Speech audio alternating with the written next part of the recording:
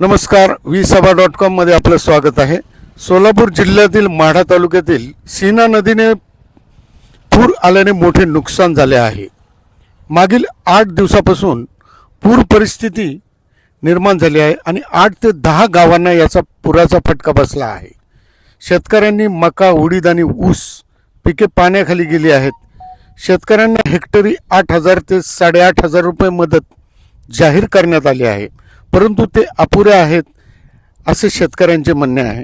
शेतकऱ्यांची मागणी आहे की त्यांना हेक्टरी 50,000 रुपयांहून अधिक मदत मिळावी। जनावरांचे देखील मोठे नुकसान झाले आहे। सरकारने याबाबत लक्ष घालून शेतकऱ्यांना त्वरित मदत करावी अशी सर्व नागरिकांची मागणी आहे। आपण बघत आहात सोलापूर जिल्ह्यातील माढा तालुक्यातील ही परिस्थिती। ऊस अक्षरशः आडवा झालेला आहे। आपण बघत आहात की याच्यावरून आपल्याला या परिस्थितीचा अंदाज येतो की किती भयावह परिस्थिती असेल त्यावेळेस। अक्षरशः पाण्याचा लोंढाच्या लोंढा या पुलावरनं वाहत गेलेला आहे। आपण आता पुलाची परिस्थिती बघत आहात।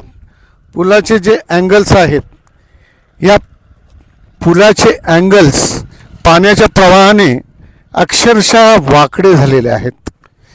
सीना नदीचे हे पाण्याचा जो बांध आहे हा इकडे ह्या गावाकडे ओढा वाहत गेल्यामुळे गावकऱ्यांचे प्रचंड हाल झालेले आहेत।